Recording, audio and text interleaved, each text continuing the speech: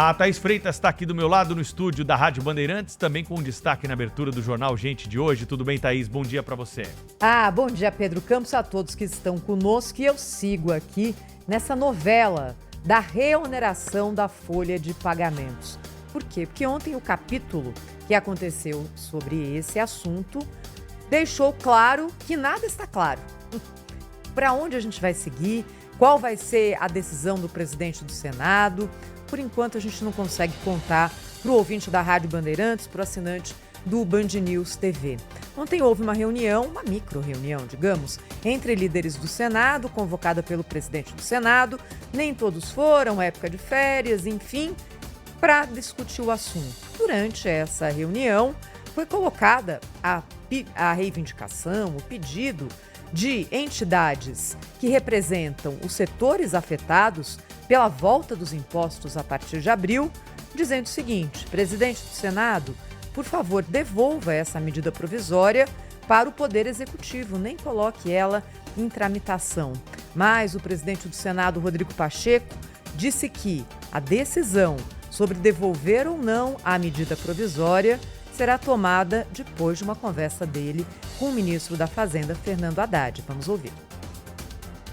Naturalmente, ela gerou uma estranheza em função do fato de que ela desconstitui algo que o Congresso Nacional se pronunciou por mais de uma vez, seja aprovando o projeto, seja depois rejeitando um veto do presidente da República com uma maioria muito expressiva.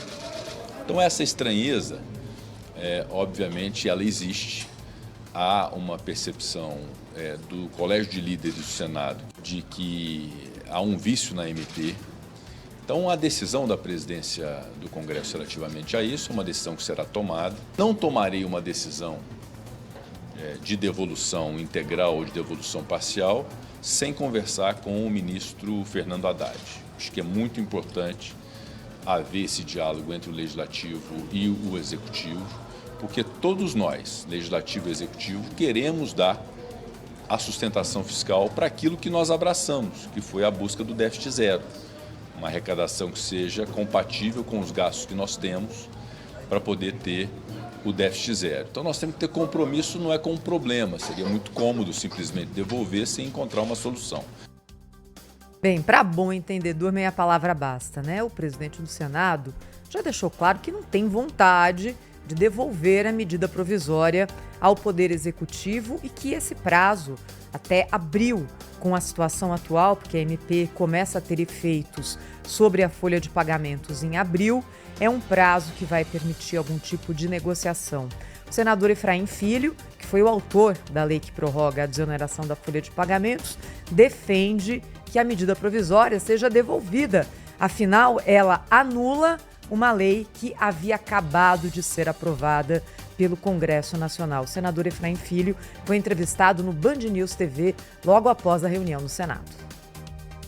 Porque há um entendimento de que a medida provisória ela acaba sendo um contorno, né, uma decisão que o Congresso já fez por duas vezes, né, tanto na aprovação do projeto quanto na derrubada do veto, por ampla maioria na Câmara e no Congresso. Então, o governo está tentando impor uma agenda a qual ele já demonstrou que não possui votos, né, para sustentar ela em plenário. Então, os líderes encaminharam essa decisão, o presidente Rodrigo Pacheco viu essa reflexão por parte da imensa maioria dos líderes. Claro que a decisão cabe a ele ser tomada agora, dialogando com o ministro da Fazenda, Fernando Haddad, com o presidente Lula, mas o encaminhamento do Congresso Nacional é em defesa das suas prerrogativas e suas competências.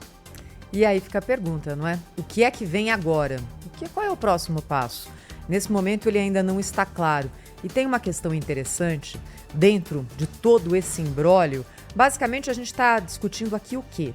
Qual é a carga tributária que incide sobre os salários daquelas pessoas que trabalham nos setores que mais empregam na economia brasileira? Call centers, proteína animal, indústria têxtil, construção civil, são os setores que têm na mão de obra o seu principal custo e que tiveram esse tratamento tributário diferenciado aprovado lá atrás, no governo Dilma Rousseff. Naquele momento, não houve incômodo no PT. Nesse momento há. E, dentro desse imbróglio todo, é interessante acompanhar a posição tanto das centrais sindicais quanto do ministro do Trabalho. Por quê? Porque o Partido dos Trabalhadores sempre se apresentou publicamente como um partido que defende os trabalhadores. E, nesse momento, assina uma decisão, via medida provisória, que pode provocar desemprego.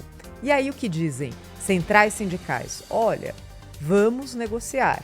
O ministro do Trabalho ontem também veio a público para dizer, olha, não queremos ter nenhum tipo aqui de transtorno, vamos negociar.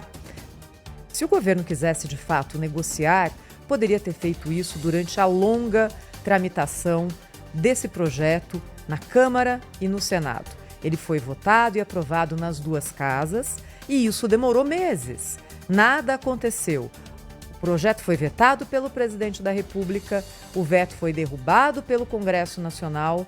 O ministro da Fazenda havia se comprometido a mandar uma proposta alternativa para discussão no Congresso, não enviou. E aí, no finzinho, apagar das luzes de 2023, decretou, via medida provisória, a anulação dessa lei recém-aprovada.